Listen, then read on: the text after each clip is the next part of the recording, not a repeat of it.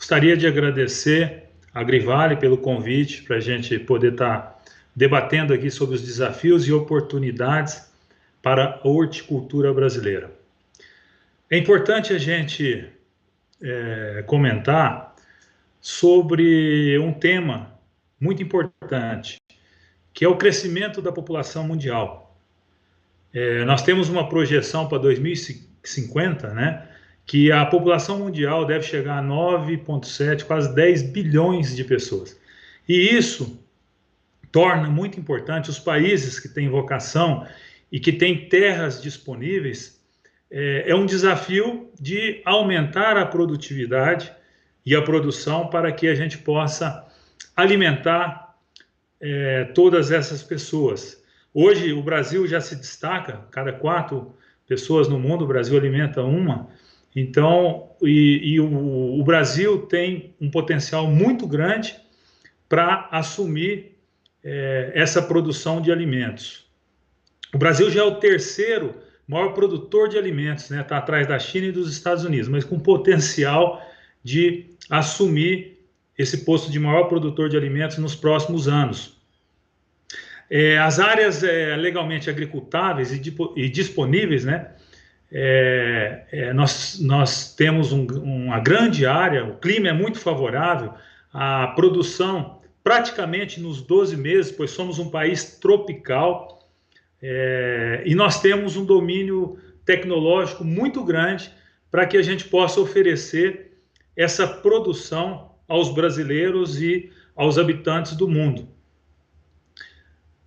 O mundo ele conta com o Brasil para produzir parte desse alimento.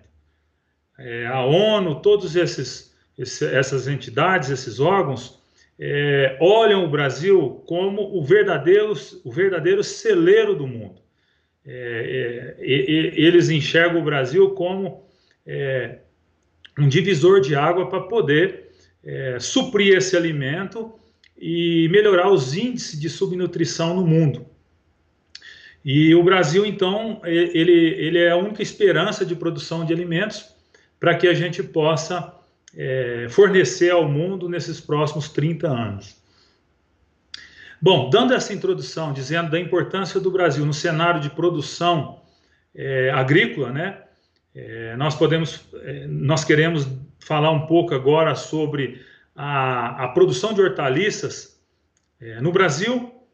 Nós sabemos que a produção de hortaliças ela visa mais o mercado interno, e nós sabemos também que o consumo de alimentos internamente no Brasil nos próximos anos vão crescer bastante. Mas eu preciso comentar um pouco com relação à pandemia, que afetou, né, a produção de hortaliças a partir de março do ano passado, quando foi decretado o lockdown. Nós tivemos uma série de consequências. Até então, a gente não sabia as dimensões dessas consequências, porque foram fechados os bares, restaurantes,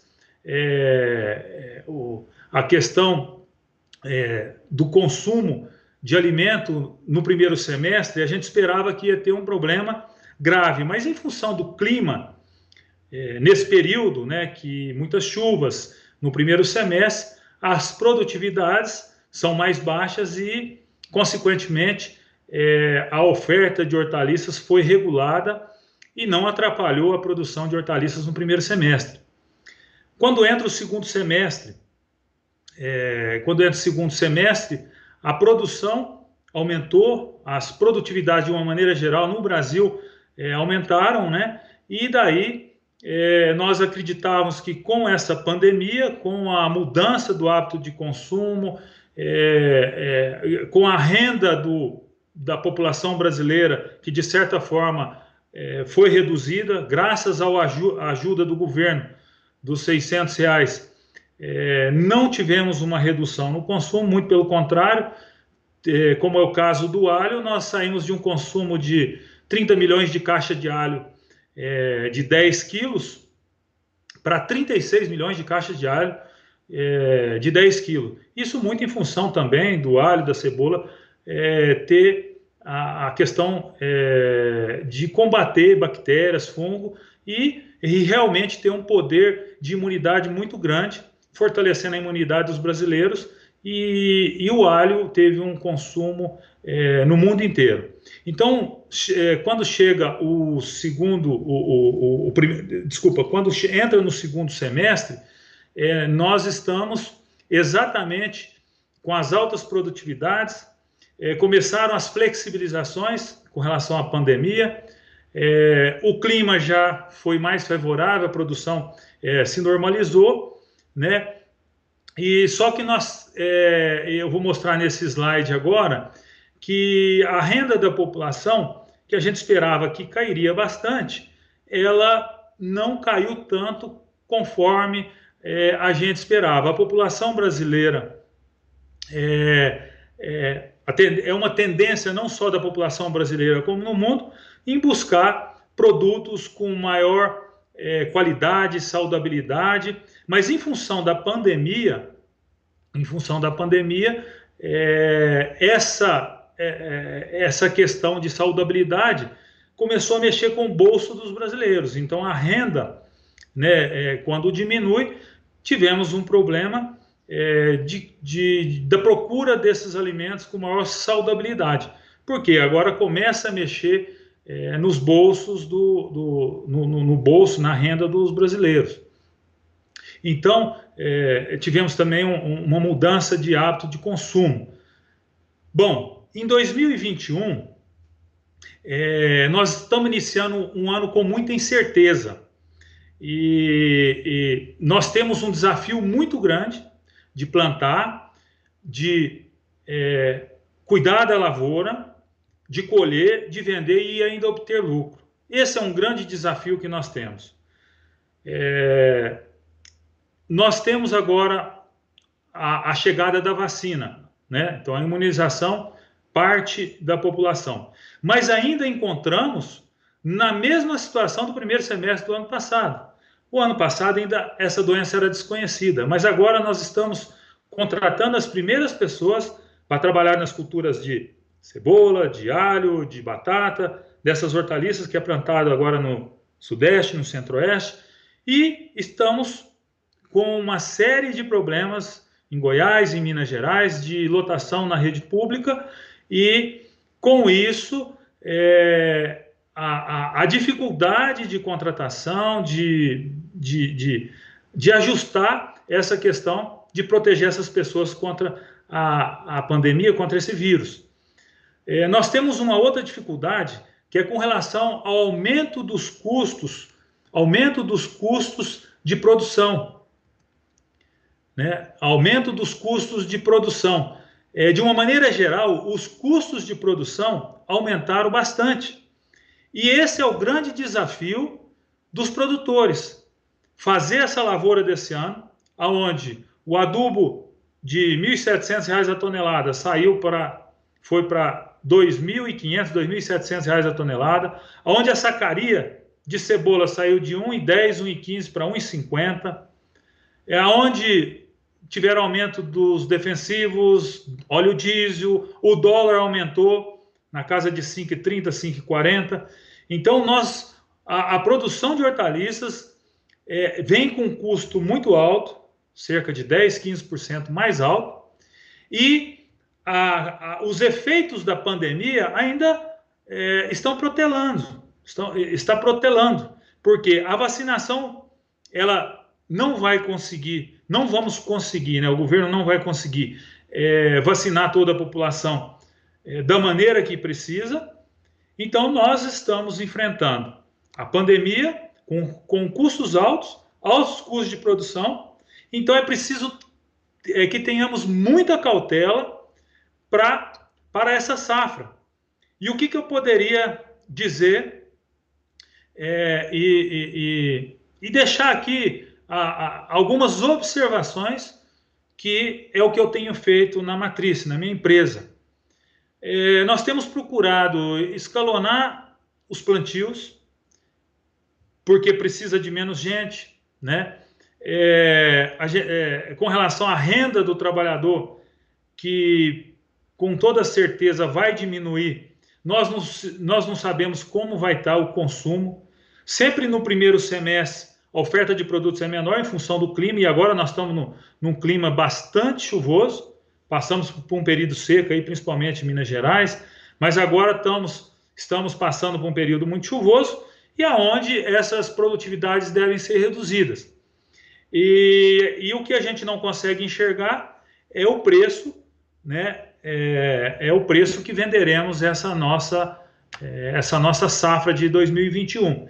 Então é preciso escalonar o plantio, e com isso vai escalonar a colheita. É preciso fazer com muita gestão operacional, cortar os custos que podem ser cortados, né, para que a gente tente reduzir o máximo possível os nossos custos, né, olhar bem a questão do fluxo de caixa, que é um outro ponto, um outro desafio importante das empresas, porque entendo um período onde o consumo reduz bastante, começa a sobrar produto, é importante as empresas ter o caixa saudável para que ela possa passar 1, 2 meses e não forçar o mercado vendendo produtos para pagar a folha dos funcionários. Então é importante, nessa questão financeira, na gestão da operação, os produtores observarem os pontos que ele pode ajudar o mercado, ajudar a cadeia como um todo, para não forçar o mercado. Porque a partir do momento que os produtores enfrentarem um consumo baixo e todos saiam para vender o produto, o preço despenca e todos os produtores saem perdendo. Aqueles produtores que conseguem espaçar mais o plantio, evitar as concentrações, armazenar.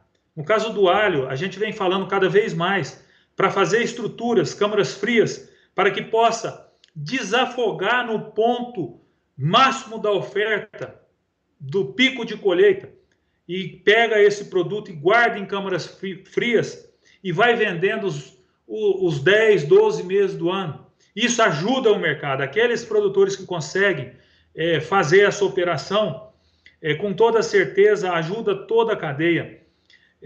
Então, nós temos que preocupar em diminuir os nossos custos, atravessar esse momento de pandemia que ainda não passou, mesmo com custos altos e um momento incerto. É preciso que a gente tenha fé para que a gente possa passar por esse momento. Então, nós falamos da gestão da operação, gestão financeira, gestão do plantio e da colheita, do parcelamento, diversificação de culturas é interessante. Se você diversifica, você desafoga algumas culturas, você não concentra muita colheita, não coloca os ovos numa cesta só, ajuda nesse momento que a gente está passando. A exportação é uma realidade. Eu creio que o setor do alho tem plenas condições de começar a olhar o mercado externo, Estados Unidos, Europa, entre outros, e passar a pensar em exportar para desafogar também o mercado interno, né? E também não poderia deixar de falar do associativismo. O associativismo é muito importante. Pelo histórico que a gente, né, busca, os ministros que passaram lá no Ministério da Agricultura, nenhum tem esse DNA da cadeia de hortaliças. Todos eles ou da cadeia de proteína, pode ser animal ou vegetal, ou de leite, ou de café, ou seja,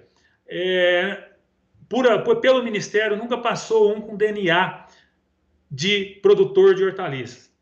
Eu falo isso não como uma crítica, porque eu admiro demais a ministra Tereza Cristina, vem fazendo um excelente trabalho. Mas todas essas cadeias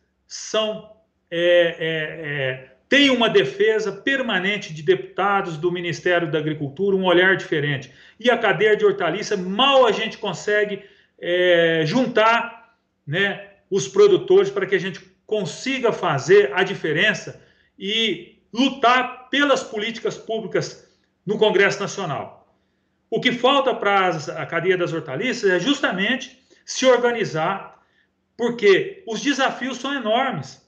Nós temos um tanto de problemas para serem resolvidos, e hoje, por exemplo, a cadeia de cebola, nós não conseguimos levantar 150, 200 mil por ano para fazer o básico que tem que ser feito para defender os próprios produtores. Nós temos a questão da rastreabilidade, que está sendo discutida, e o peso vem só em cima do produtor. Nós temos a questão do monocrops, né? Criar a lei da rastreabilidade sem que a gente tivesse produto registrado, colocaram nós na ilegalidade, sem merecer. E cadê as instituições para nos defender? Cadê as associações, né, fortes para defender, para influenciar os deputados, senadores, para que a gente possa formar um corpo e sim buscar políticas públicas, investimentos, custeios, né? Estender as dívidas. Então, nós temos uma série de problemas, registro de defensivos, tratamento de semente, está aí na porta do gol, estão tentando tirar um produto que sem ele, as sementes que a gente usa nas hortaliças, a gente não vai poder mais tratar, que é o caso do Tiram, né? Pesquisa e inovação, a nossa cadeia não tem força para fazer valer junto à Embrapa, ao Ministério da Agricultura, para tocar as pesquisas que precisam ser tocadas e inovar o nosso segmento. Ou seja, uma série de desafios que nós temos para resolver, e com isso nós precisamos que as entidades estejam fortes. Esse é um grande desafio. Esse é um desafio que eu deixo para que os produtores possam pensar. Nós precisamos urgentemente fortalecer as cadeias de hortaliças no Brasil. Porque, fortalecendo, nós conseguimos gerar a influência necessária para gerar políticas públicas, para que essas políticas possam ser usufruídas por nós, produtores. Então, a mensagem que eu queria deixar nessa breve apresentação, esse breve bate-papo, era essa. Esse grande desafio que nós temos para que a gente possa vencer nos próximos anos. Um forte abraço, muito obrigado.